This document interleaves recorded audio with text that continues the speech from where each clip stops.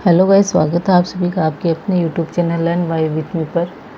और अपनी plant physiology complete हो गई थी।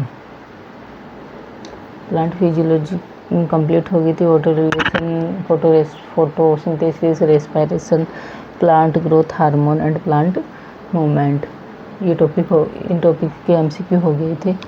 और अब हम करेंगे एनिमल फिजियोलॉजी, है ना। एनिमल फिजियोलॉजी में स्टार्ट कर रहे हैं आज topic breathing and exchange of gases. तो कंटिन्यू करते हैं। देखो क्वेश्चन नंबर फर्स्ट क्या है। पहला क्वेश्चन देखिए, एक second, sorry. Question number first देखो, श्वसन किस प्रकार की क्रिया है। श्वसन किस प्रकार की क्रिया है। श्वसन किस प्रकार की क्रिया है। भौतिक प्रक्रिया, रासायनिक क्रिया, भौतिक रासायनिक प्रक्रिया या उपरोक्त में से कोई नहीं। कैसी क्रिया है श्वसन, बताइए राइट आंसर। इसका राइट ऑप्शन नंबर 3, श्वसन भौतिक रासायनिक क्रिया है। श्वसन भौतिक और रासायनिक दोनों क्रिया है। नेक्स्ट क्वेश्चन देखो, कंठ किसका एक रूपांतरित भाग है। किसका रूपांतरित भाग है। ग्रसनी का, श्वसन नलिका का, ब्रोंकस का या फिर फुफ्फुस का। कंठ किसका एक रूपांतरित भाग है, बताओ। इसका राइट आंसर है ऑप्शन नंबर 2, श्वसन नलिका का। कंठ किसका भाग है, श्वसन नलिका का। कंठ श्वसन नलिका का भाग है। नेक्स्ट क्वेश्चन देखो, वक्षीय गुहा किसके संकुचन से बड़ी होती है। वक्षीय गुहा किसके संकुचन से बड़ी होती है। अंतरापरशुपेशियां, डायफ्राम, फेफड़े या उपरोक्त सभी।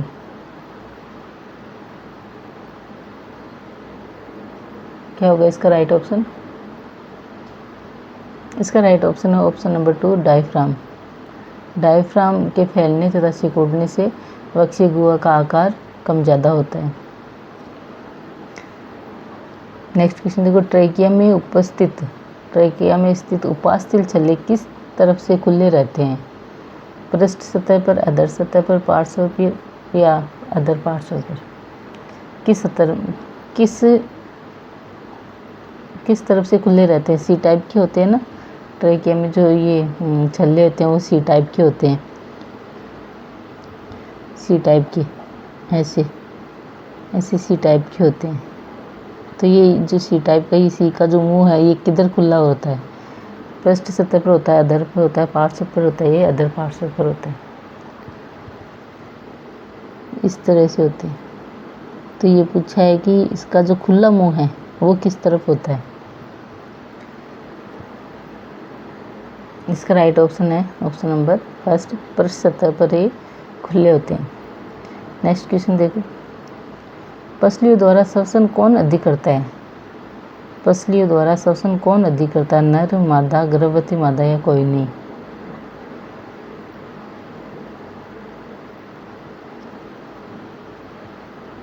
इसका राइट ऑप्शन है ऑप्शन नंबर 3, गर्भवती मादा। प्रेग्नेंट लेडी होती है वो पसलियों द्वारा श्वसन अधिक करती है। नेक्स्ट क्वेश्चन देखो, रेबिट के श्वसन तंत्र में पाई जाने वाली सबसे महत्वपूर्ण पेशी रचना है। रेबिट के, खरगोश के जो श्वसन तंत्र में पाई जाने वाली सबसे महत्वपूर्ण पेशी रचना क्या है। ऑप्शन देखो, बाह्य अंतरापरशुपेशियां, आंतरिक अंतरापरशुपेशियां, डायफ्राम या कशेरुकदंड। सबसे इम्पोर्टेंट मसल्स कौन सी है रेबिट में रेस्पिरेशन के लिए, बताओ राइट ऑप्शन। इसका राइट ऑप्शन है ऑप्शन नंबर 3, डायफ्राम। डायफ्राम खरगोश के श्वसन तंत्र में पाए जाने वाली सबसे इम्पोर्टेंट पेशी है। नेक्स्ट क्वेश्चन देखो,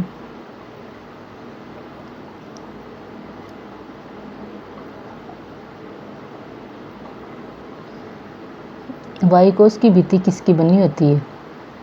सरल सल की, उपकला की, सरल घनाकार उपकला की, कूट स्तरित उपकला की या सरल स्तंभाकार उपकला की। वायुकोश की भित्ति किसकी बनी होती है? बताओ राइट ऑप्शन। इसका राइट ऑप्शन होगा ऑप्शन नंबर फर्स्ट, सरल सल की उपकला की बनी होती है।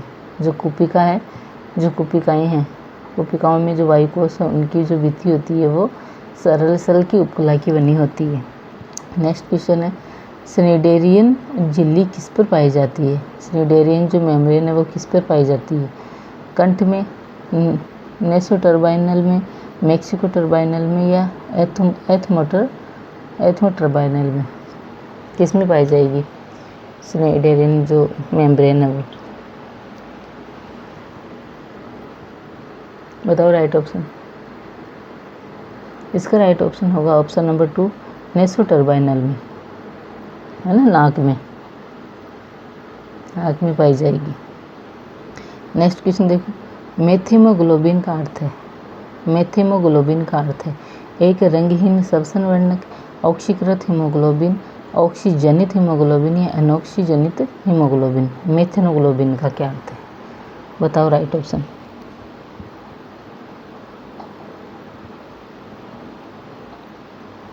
मेथियोग्लोबिन का अर्थ है ऑप्शन नंबर 2 राइट है इसका, ऑक्सीकृत हीमोग्लोबिन, ऑक्सीकृत हीमोग्लोबिन। ओके, नेक्स्ट क्वेश्चन देखो, क्वेश्चन नंबर 10।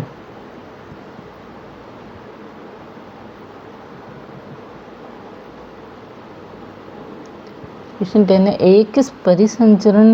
एक परिसंचरण में रक्त कितनी ऑक्सीजन ऊतकों को देता है? एक परिसंचरण में रक्त कितनी ऑक्सीजन ऊतकों को देता है? 75%, 1.34%, 25% या 7%? कितनी देता है?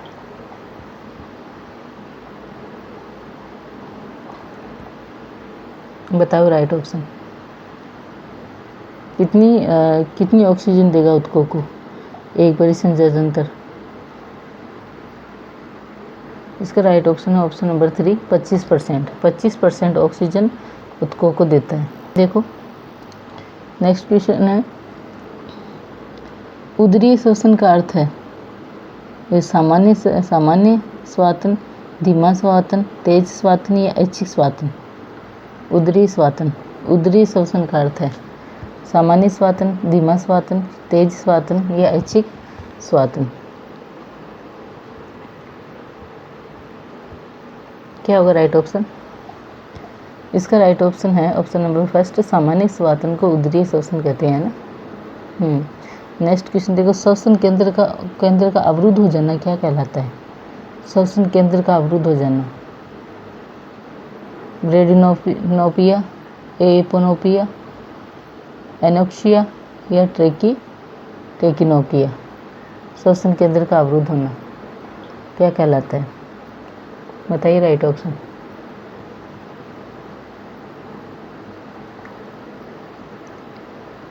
क्या होगा इसका राइट ऑप्शन?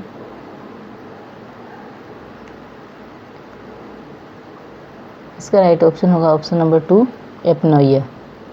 श्वसन केंद्र का अवरुद्ध होना एपनोइया कहा जाता है, एपनोइया। नेक्स्ट क्वेश्चन देखो, सामान्य अवस्था में 100 मिली रक्त मुक्त करता है, सामान्य अवस्था में 100 मिली रक्त मुक्त करता है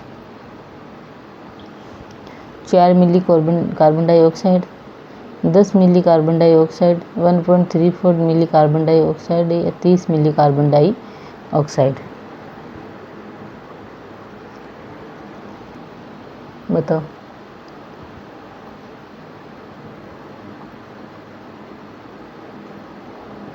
कितनी करेगा? इसका राइट ऑप्शन है ऑप्शन नंबर 4, 4 मिली कार्बन डाइऑक्साइड सामान्य अवस्था में 100 मिली रक्त मुक्त करता है, 4 मिली कार्बन डाइऑक्साइड। नेक्स्ट क्वेश्चन देखो, हेल्डेन प्रभाव किसके कारण होता है?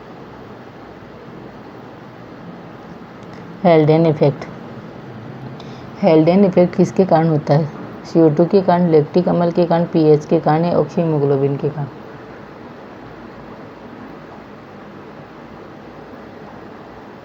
किसके कारण होता है? हेल्डेन इफेक्ट ऑक्सी हीमोग्लोबिन के कारण होता है। इसका ऑप्शन नंबर 4 राइट है, ऑक्सी हीमोग्लोबिन के कारण। नेक्स्ट क्वेश्चन देखो, वायु श्वसन का अर्थ है गैसीय विनिमय होना। वायु श्वसन का अर्थ है गैसीय विनिमय होना।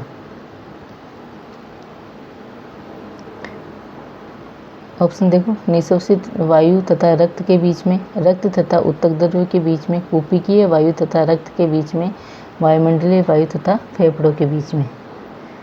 वायु श्वसन, वायु श्वसन किसके बीच में होता है?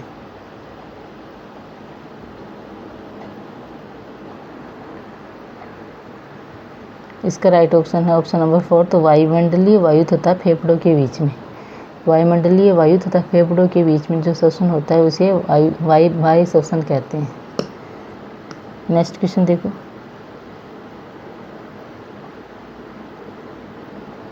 यदि उच्च श्वसन आरक्षित आयतन 1100 मिली है, अवशेषीय आयतन 1200 मिली है तथा टाइडल आयतन 500 मिली है, तो क्रियात्मक अवशेषीय क्षमता क्या होगी? क्रियात्मक अवशेषीय क्षमता क्या होगी? उच्च 1600 मिली, 2800 मिली, 2300 मिली या 1200 मिली?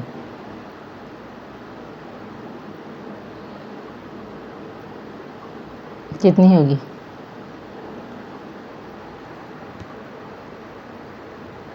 इसका राइट ऑप्शन ऑप्शन नंबर 3, 2300 मिली। क्रियात्मक अवशेषीय क्षमता है वो 2300 मिली होती है। कितनी प्रतिशत CO2 रक्त में बाइकार्बोनेट के रूप में बहती है? 7%, 23%, 50% या 70%?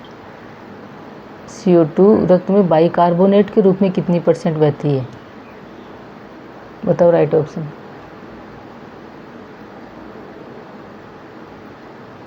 इसका राइट ऑप्शन है ऑप्शन नंबर 4, 70%। 70% जो CO2 वो बाइकार्बोनेट के रूप में रक्त में बहती है, 70%।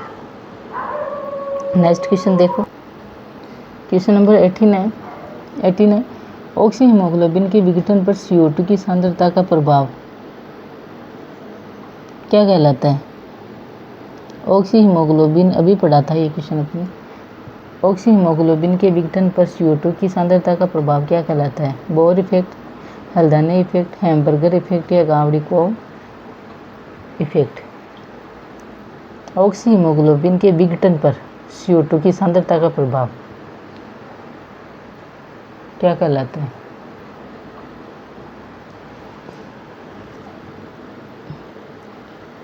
इसका right option option number first, Bohr effect.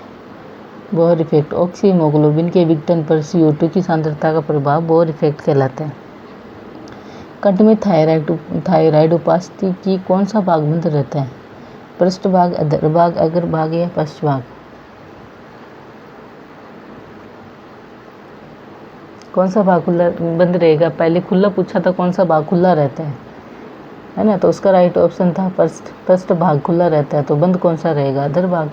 इसका राइट ऑप्शन ऑप्शन नंबर 2, अधर भाग बंद रहता है और पृष्ठ भाग खुला रहता है। क्वेश्चन देखो, नेक्स्ट क्वेश्चन देखो, उच्च श्वसित वायु में ऑक्सीजन की मात्रा होती है। उच्च श्वसित वायु में ऑक्सीजन की मात्रा होती है। उच्च श्वसित मतलब जो निकाली गई वायु है, जो बाहर निकलती है श्वसन के द्वारा, उस वायु में जो ऑक्सीजन की मात्रा वो कितनी होती है? 10% होती है, 16% होती है, 19% होती है, 4% होती है? बताओ कितनी होगी? इसका राइट ऑप्शन ऑप्शन नंबर 2, 16% होती है। नेक्स्ट क्वेश्चन देखो, खरगोश में श्वसन दर है। खरगोश में श्वसन दर कितनी है? 12 पर मिनट, 36 से 38 पर मिनट, 100 पर मिनट या 300 पर मिनट? कितनी होगी खरगोश में श्वसन दर? बताओ। इसका राइट ऑप्शन ऑप्शन नंबर 2, 36 से 38 पर मिनट। 36 से 38 पर मिनट। नेक्स्ट क्वेश्चन देखो, किसके परिवहन के लिए क्लोराइड विस्थापन होता है? क्लोराइड शिफ्ट किसके ट्रांसपोर्ट के लिए होता है? O2 के लिए, CO2 के लिए, CO के लिए या फिर ओजोन के लिए? किसके लिए होगा बताओ। तो इसका राइट ऑप्शन नंबर 2 CO2 के लिए। कार्बन डाइऑक्साइड के लिए क्लोराइड विस्थापन होता है, क्लोराइड शिफ्ट होता है। नेक्स्ट क्वेश्चन देखो, न्यूमोटेक्स केंद्र कहाँ होता है? पॉन्स में, मेडुला में, सेरिब्रम में या फेफड़ों में? न्यूमेटिक केंद्र कहाँ होगा बताओ राइट ऑप्शन। तो इसका राइट ऑप्शन है ऑप्शन नंबर फर्स्ट, पॉन्स में। न्यूमेटिक केंद्र पॉन्स में होता है, जो श्वसन का कंट्रोल करता है। अंतः श्वसन के वक्त डायफ्राम की पेशियाँ, जब अंतः श्वसन होता है, जब वायु अंदर ली जाती है तो डायफ्राम सिकुड़ता है, फैलता है, कोई प्रभाव नहीं होता और कुंडलित हो जाता है। क्या होगा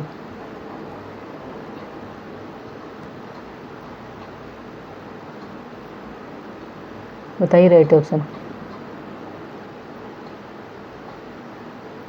इसका राइट ऑप्शन है ऑप्शन नंबर फर्स्ट, सिकुड़ता है ना, सिकुड़ता है, नीचे की तरफ जाता है, जिससे वायु, बाहर की वायु अंदर प्रवेश करती है। डेड स्पेस में कितनी हवा होगी? 150 सीसी, 300 सीसी, 500 सीसी और 1500 सीसी। डेड स्पेस मतलब जो वायु को फेफड़ों से बाहर निकाल देते हैं जोड़ लगा के, बाद में जो वायु बचती है, हवा की जो मात्रा बचती है वो कितनी होगी?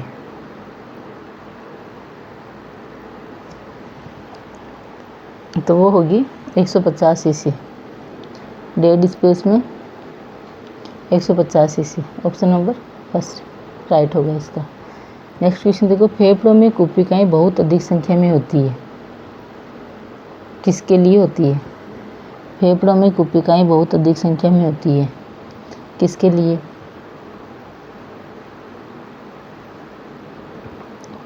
निःश्वसित वायु का आयाम बढ़ाने के लिए अधिक स्थान, विसरण के लिए अधिक सतह, अंग को स्पंजी बनाने के लिए या तंत्रिका वितरण बढ़ाने के लिए? कुपिकाओं की अधिक संख्या किसके लिए होती है? इसका राइट ऑप्शन होगा ऑप्शन नंबर फर्स्ट, विसरण के लिए अधिक सतह, विसरण के लिए अधिक सतह के लिए। आज इतनी करेंगे, कल करते हैं कंटिन्यू। धन्यवाद।